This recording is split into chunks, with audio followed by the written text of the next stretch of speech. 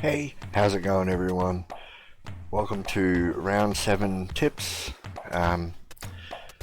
We're going to start off by just remembering that this is the Anzac weekend set of games, and the poppies will be flying and the tackling will be fierce, so this is going to be a big round. You got to keep that in mind when you're tipping for teams, because the trumpets and the soldiers and everything that happens before the game has a big influence on what's going to happen for the next 2 hours. So you have to take that into account. Most teams will be up for the fight, some teams won't, and we'll see how that plays out, and hopefully we do better than we did last week. We only got 4 right last weekend, so that's a shame, but we'll do better this weekend. Okay, so starting off with, we got Richmond versus Melbourne. I'm pretty sure Melbourne will get over the line here. The biggest reason for that, Melbourne are relatively full strength. Salem is not playing, and he's in their back line. Oh, not their back line, they're half flank. He's like a flanker, half flanker. He's not the biggest runner, but he's a great kick. And that'll mean they can't score as hard as they usually do. And Brown's out, so there's another forward out of the game. So whether or not Melbourne's going to be able to kick a score here is going to be on show, but the midfield's there, and their midfield is a very hard tackling team. Whereas Richmond, they're alright. They go hard, yeah. They can tackle. Once all the hysterics are over, usually it's the first quarter, you feel out the team, the tackling's going to be tremendous in the first quarter. So once that evens out, you might see Richmond in front by like a goal maybe, but Melbourne will ease up, their professionalism will kick in, and they should be able to win here. So I'll tip Melbourne in this one. Here's the big one, the Anzac Day clash. Collingwood versus Essendon versus Collingwood. It's always an Essendon home game. I don't know why. MCG is the home ground for both teams. This is going to be huge. I think they said it was sold out, so that's 103,000 people. Now, having said that, who do I think is going to win? Well, this is a tough one. I support Collingwood, and of course I'm going to think that they're going to win. But Essendon have been showing some real fight, and it hasn't been off the back of their ruck dominance. It's been off the back of their tackling. Now, and that's, like I said earlier, that's what this weekend is usually all about. Who can tackle and be more ferocious and more courageous on the field? And tackling is usually where you start. Going back with the flight of the ball, shit like that. Taking big marks is not exactly the end all. It's all about the tackling, winning it inside, and then winning it on the outside is a result of that. And Essendon have that right now. They've got a good mixture going with that. Their forwards are, their forwards, they've got a weird forward line. Like it's makeshift. Like it works. It's weird. It works. Their back line, same thing. It's not exactly, up there with the best, but it works. So, they had one game against Port Adelaide where they just fell away, and that was it. They just looked like a 18th place team. But yeah, other than that, Collingwood looked like they were back to form last week. But whether or not that happens this week is a different story. This is a different game. This is all about pressure. And Collingwood showed that last week. They showed that they can match it. They can really up the tempo when it needs to be up there. Win the ball. And Mitchell's playing he had a stellar game last weekend. So did Jagoe and Nick Dacos and Josh Dacos and players like anyone on the outside was reaping rewards from that inside ball getting. Crisp, another one. He's had a weird season where he just hasn't been there. But last week he started finally. It was because they won the ball. They started winning it. And that's where Collingwood need to be able to beat Essendon to the ball and win there. And I've said this before, but Essendon has better rucks than Collingwood. They always have. Even when Brodie Grundy was in Collingwood's team as a ruckman. Draper, he's a good ruckman, and now they've got Goldstein, so they have better rucks. But ruckmen don't necessarily mean you're going to win. You know, the ball could go anywhere from the ruck. So I reckon a safe bet here would be Collingwood, but I wouldn't be surprised if it's a very close game. Very close game. You're better off sticking with a safer bet, like someone getting disposals or something like that. You know, a multi. You know, the outcome of this game is like Nick Dacos getting 35, or who's going to win the medal. That's going to be a tough one. Like DeGoey looked like he was back last week. Whether or not he's there this week. Like Will Hoskin-Elliott was a huge last week. Let's see if he continues that. I can't remember the Essendon player last week that had all the tackles. But if you know who I'm talking about, not Langdon, I can't remember. Durden, no, that wasn't Durden. Was it Durden? It might have been. See if he wins the medal, you know, like, we'll see what happens. It should be a crack. Or the Essendon captain, he's another one who's really leading the way. We'll see who wins, you know, it'll be a tough game, but I'll tip in Collingwood, obviously. Then we have GWS Giants versus Brisbane Lions. Giants, now, Brisbane, I learnt this week.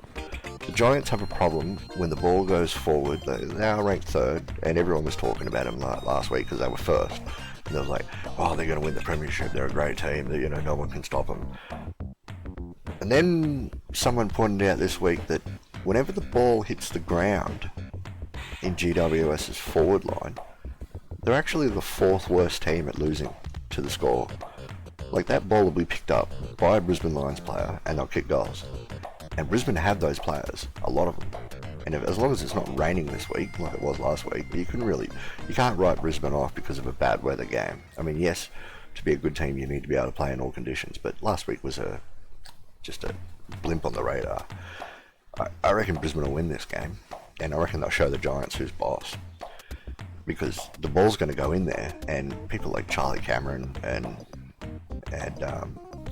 Berry and who's that midfielder? He's got a weird name. McCarthy as well. He's another one. You know, like their small forwards are going to get involved because they have big forwards to bring the ball to ground, and they trust in that system. Whereas the Giants, they don't have their captain this week. He's been suspended. Jesse Hogan is playing. He didn't get suspended, so that's a good thing for the Giants. But yeah, I just think the Brisbane Lions, when they attack, the Giants are going to be vulnerable and they're going to lose. Port Adelaide versus St Kilda. Now, I think Port Adelaide are going to respond after what happened last. It's at Adelaide Oval. They've been called flat track bullies, and I totally agree. When they're away from home, they just don't perform as well as they do at home. I think they'll beat St Kilda. St Kilda need to respond after what happened last week too, but I don't think they're as good as Port Adelaide. There's not really much to say about that. I mean, Port Adelaide were terrible last week, and they are a lot better than they showed. Whereas St Kilda, I don't think they're better than what they showed last week. So Port Adelaide will win this game pretty comfortably, I reckon. I reckon they'll flog them. To be honest, I wouldn't even be surprised if you put a bet for 35 plus, 40 plus. I wouldn't go 40 plus. I'd go 35 plus. That's a good bet. You know, Port Adelaide to win this one. North Melbourne Adelaide Crows.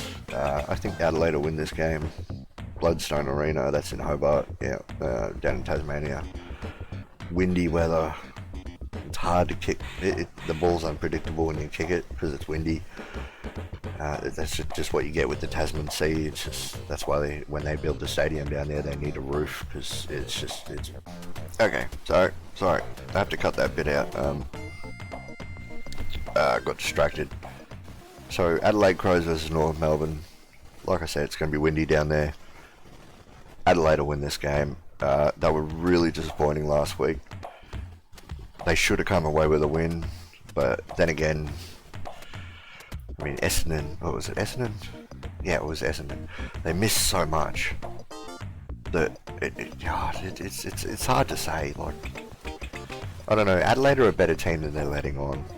They really are. They're rated up there in a lot of stats, and they're just not getting the job done. North Melbourne is a fucking joke. Adelaide will win this game. It's not even worth talking about North Melbourne. They got like 2 good players, and they're kicking like fucking. They are shit. Geelong Cats versus Carlton. This will be the game of the round, if not the Anzac Day game, which I'm going to treat the Anzac Day game as game of the round. But anyway, that's because I'm a Pies supporter. Yeah.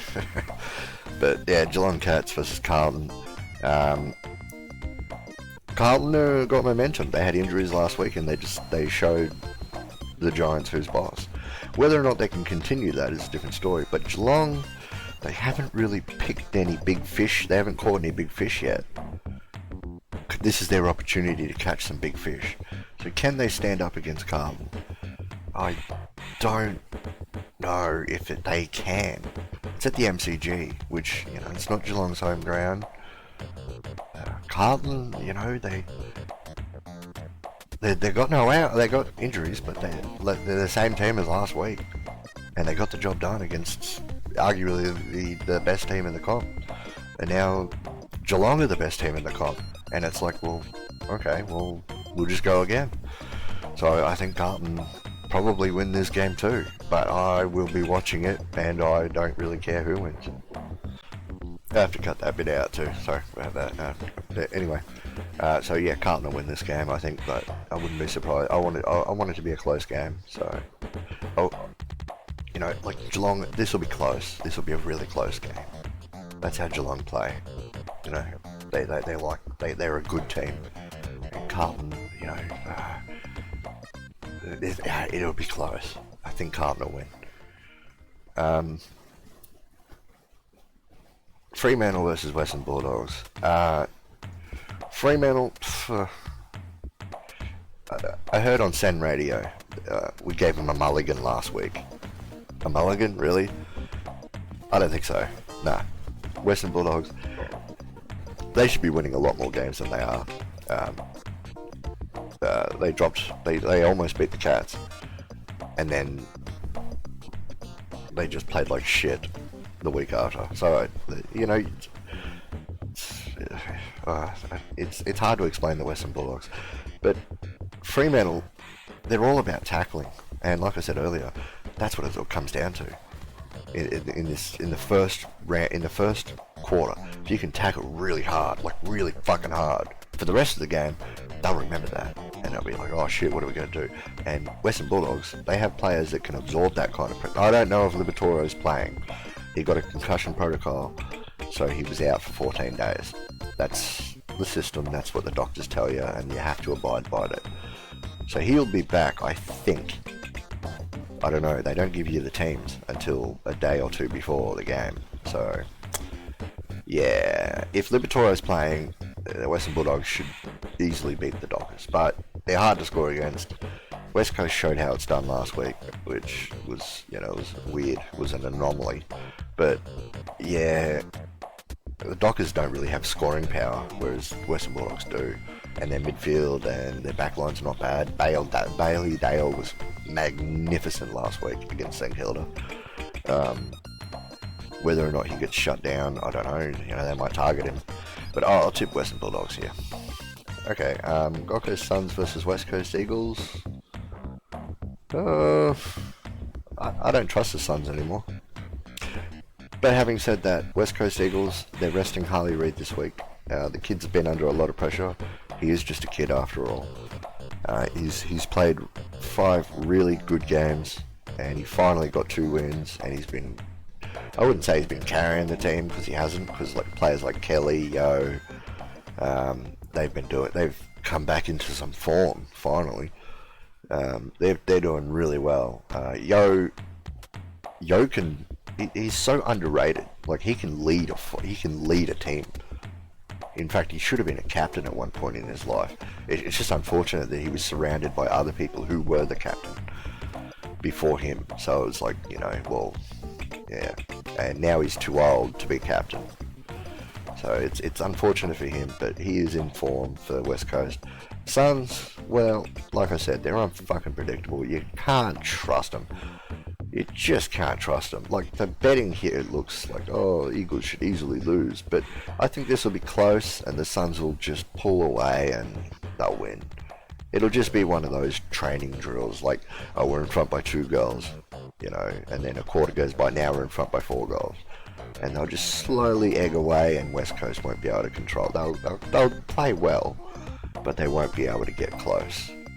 And that'll be because it's on the Gold Coast, at home for the Gold Coast, and they seem to play alright at home. They've lost every game this year away. That's what I'm talking about when they're unpredictable. I guess they're predictable in that sense. They can't play away from home. But this is at home, so they should do well, and they'll beat West Coast. Especially because they don't have Harley Reid.